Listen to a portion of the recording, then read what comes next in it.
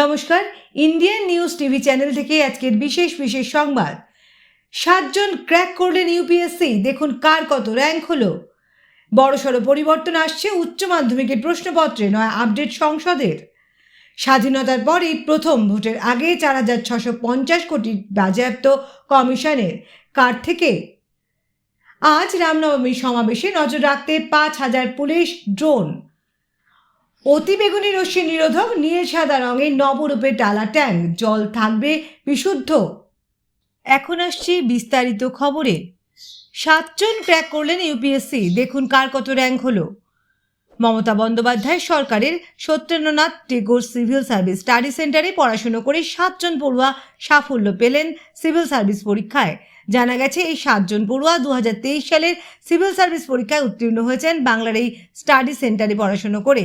UPSC civil service পরীক্ষায় ফল প্রকাশিত হয় গতকাল।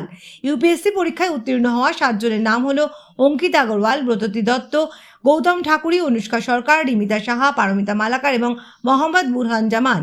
সর্বভারতীয় স্তরে অঙ্কিত আগরওয়াল 297, ব্রততী দত্ত 364, গৌতম ঠাকুরি 391, অনুষ্কা সরকার 426, রিমিতা সাহা 566, পারমিতা মালাকার 812, মোহাম্মদ বুরহান জামান 822 র্যাঙ্ক করেছেন। ইউপিএসসি সিভিল সার্ভিস পরীক্ষার লিখিত পরীক্ষা হয় 2023 সালের সেপ্টেম্বর মাসে এবং পার্সোনালিটি টেস্ট নেওয়া হয় 2024 সালের জানুয়ারি থেকে এপ্রিল পর্যন্ত।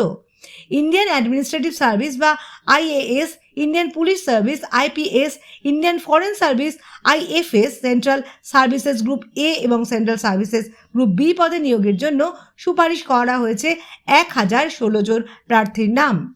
বড়সড় পরিবর্তন আসছে উচ্চ মাধ্যমিকের প্রশ্নপত্রে, নয় আপডেট সংসদের। মেধা অনুযায়ী মিলবে নম্বরের ক্ষেত্রে হবে না এক দর।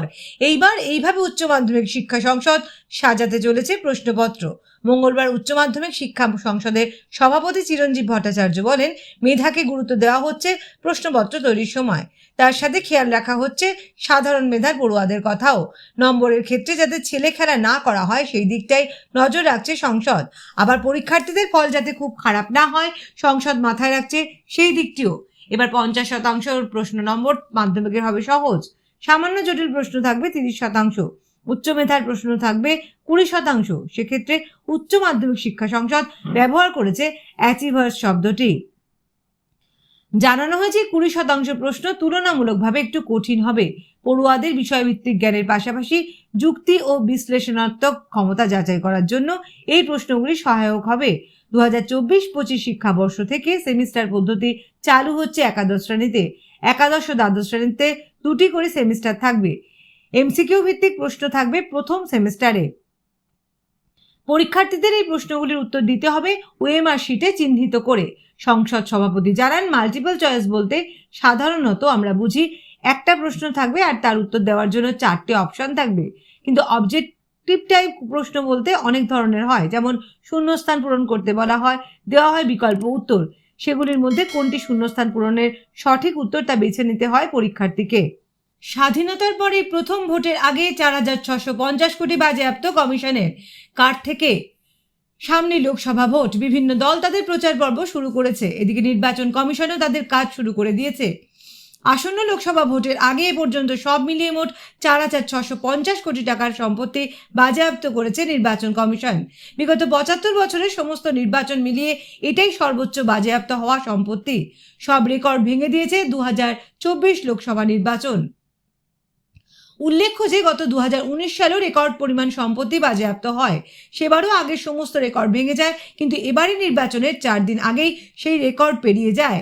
আর এই রিপোর্ট থেকে স্পষ্ট যে ভোটের সময় কী পরিমাণ বেআইনি টাকা উঠতে থাকে এবং ভোটারদের প্রভাবিত করার জন্য লেনদেন চলে। আসলে ভোটের ঘোষণা হওয়ার পরই জোর নজরদারি শুরু করে দেয় নির্বাচন কমিশন। নির্বাচন কমিশনের নির্দেশে পুলিশও বিভিন্ন জায়গায় তল্লাশি শুরু করে দেয়। নজরদারি বাড়ে বিভিন্ন স্থানে। এছাড়া হিসাব বহির্ভূত টাকা হেফাজতে নেওয়ার জন্য তৎপর হয় পুরো প্রশাসন। এছাড়া বিগত কয়েকদিনে যে পরিমাণ টাকা বাজেয়াপ্ত হয়েছে তার নতুন রেকর্ড গড়েছে। হিসাব জানাচ্ছে বিগত 1 মার্চ থেকে এখনো অবধি প্রতিদিন গড়ে বাজেয়াপ্ত টাকার পরিমাণ 100 কোটি টাকা। যে পরিমাণ টাকা এবার বাজেয়াপ্ত হয়েছে তা দেশের ৭৫ বছরের ইতিহাসে এই প্রথম। আর এই টাকা ব্যবহার করা হতো ভোটকে প্রভাবিত করার জন্য। আগেভাগেই হানা দিয়ে সেই টাকা তুলে নেয় নির্বাচন কমিশন এবং প্রশাসন। তবে এই টাকা বাজেয়াপ্ত করতে কম পরিশ্রম করতে হয়নি নির্বাচন কমিশনকে। কাজে লাগাতে হয় সীমান্তরক্ষী বাহিনী, ভিডিও টিম, আর্থিক পরিসংখ্যানের ওপর নজর রাখা দল এবং পুলিশ বাহিনীকে। যে পরিমাণ টাকা বাজেয়াপ্ত হয়েছে তার মধ্যে রয়েছে সোনার উপর গহনা, নগদ টাকা, মদ, মাদকদ্রব্য ইত্যাদি। উল্লেখ্য, উদ্ধার হওয়া টাকার ৪৫% অর্থাৎ ২০৬৮.৮ কোটি টাকার মাদকদ্রব্য রয়েছে। ২০১৯-এর লোকসভা ভোটে এই অঙ্ক ছিল ১,২৭৯.৯ কোটি টাকার। তবে নগদ টাকার পরিমাণ খুব একটা বেশি নয়, মোট ৩৯৫.৫ কোটি টাকার নগদ ধরা পড়ে। গত লোকসভা নির্বাচনে এই অঙ্ক ছিল ৮৪৪ কোটি টাকা। আজ রামনবমীর সমাবেশে নজর রাখতে ৫,০০০ পুলিশ ড্রোন। রামনবমীর একদিন আগে মঙ্গলবার কলকাতা এবং হাওড়ার নিরাপত্তা আরও বাড়ানো হয়েছিল। শুধুমাত্র কলকাতাতেই ৫,০০০ জন কর্মীকে ৬০ বিজন মিছিল হিসেবে মোতায়েন করা হয়েছে, যার মধ্যে ৪টি অন্যদের চেয়ে বড় শহরে নির্ধারিত রয়েছে বুধবার। হাওড়ায় পুলিশ স্পর্শকাতর এলাকায় নজর রাখতে ড্রোন মোতায়েন করেছে।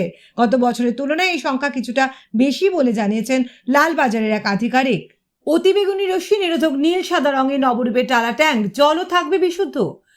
বয়স ১১৩ বছর, ধাপে ধাপে হয়েছে সংস্কারও। এবার নতুন রঙে সেজে উঠল শতাব্দী প্রাচীন টালা ট্যাঙ্ক। নীল সাদা রঙে সাজিয়ে তোলা হয়েছে টালা ট্যাঙ্কে। ১০০ বর্গমিটার আয়তনের এই জলাধার সংস্কারের জন্য ব্যবহার করা হয়েছে প্রায় ১,৪০,০০০ লিটার রং।